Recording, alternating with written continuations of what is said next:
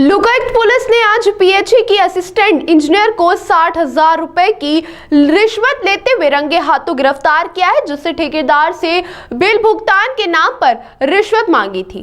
तो मैं आपको बता दें, लोकायुक्त पुलिस द्वारा भ्रष्टाचार करने वाले अधिकारियों के खिलाफ लगातार कार्रवाई की जा रही है। आज फिर लोकायुक्त पुलिस टीम ने जंतर मंतर के सामने स्थित पीएचई कार्यालय में असिस्टेंट इंजीनियर श्रीमती सुनीता मिश्रा को 60,000 रुपए की रिश्वत लेते हुए रंगे हाथों गिरफ्तार किया।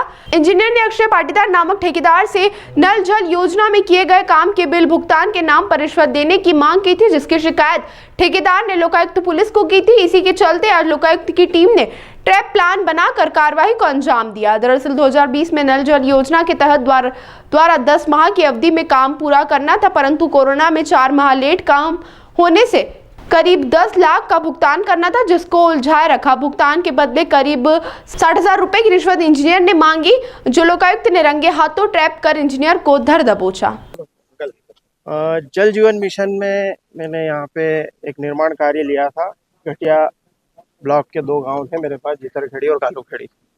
उसमें मैंने 2020 अक्टूबर में काम मेरे को अलॉट हुआ था। उसको मैंने पूरी जी जान से मेहनत करके समय अवधि में कंप्लीट करने की पूरी कोशिश की, लेकिन 2021 मई में जो कोरोना लगा था, लॉकडाउन लगा था, उस वजह से और कुछ विभागीय विलंबों की वजह से मुझे 4 महीने ज़्यादा लगे काम करने में। तो मेरा काम जो था वो 6 महीने में पूरा करना था, जिसकी वजह से मुझे 10 महीने लगे। तो मैं 21/7 मतलब ये 2021 में अगस्त में मेरा काम कंप्लीट हुआ। पूरे मिला के मेरे को 4 महीने ज़्यादा लगे, जिसमें 2 महीने का कोरोना काल था और 2 महीने का विभागीय व्यवस्थाओं से मेरा विलंब हुआ। लेकिन इसके बावजूद भी मुझे आज 13 जून 2024 को, मतलब 2021 से लेके 2024 जून तक मेरे समय अवधि प्रकरण को लेके ये लोग मुझे टालते रहे। फिर बीच में मैंने सीएम हेल्पलाइन का भी सहारा लिया।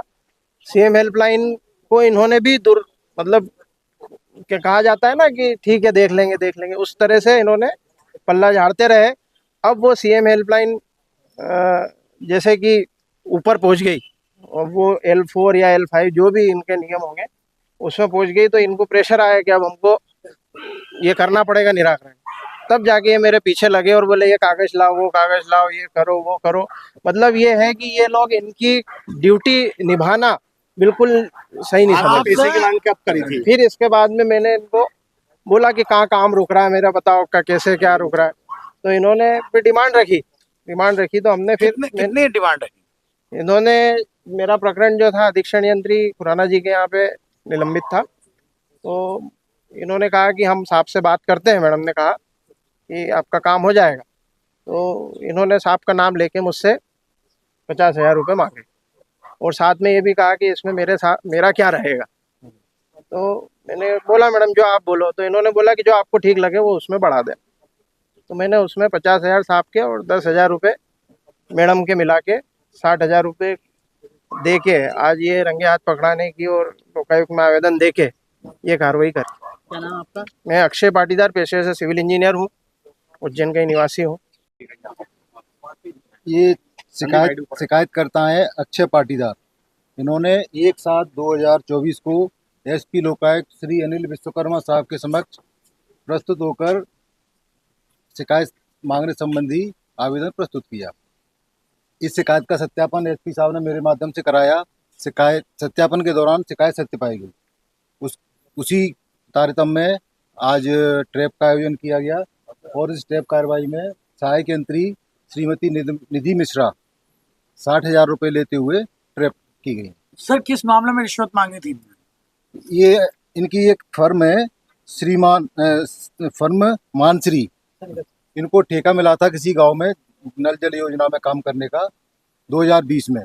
तो इन्होंने काम कर दिया, कुछ 2-4 महीने डिले हुआ, ऐसा उनका बोलना है कि कोरोना के समय में। लेकिन उसके कारण, डिले के कारण आज तक उनको भी 3 साल से लेके आज तक परेशान किया जा रहा है और उसके जो पेमेंट बकाया था उसका भुगतान नहीं किया जा रहा है। कितना? और उसके भुगतान के एवज में उसमें रिश्वत मांगी जा रही थी। कितना पेमेंट? तो लगभग 10 लाख रुपए का उनका बताया है कि लगभग 10 लाख रुपए का जो भुगतान था उनका वो पेंडिंग था। इस मामले में किन धाराओं में अब कार्रवाई होगी? भ्रष्टाचार अधिनियम की धारा है धारा 7, उसमें कार्रवाई करेंगे। इसमें और भी कोई लोग आगे विवेचना की जाएगी। आपका नाम? मेरा नाम राजेश पाठक है, डीएसपी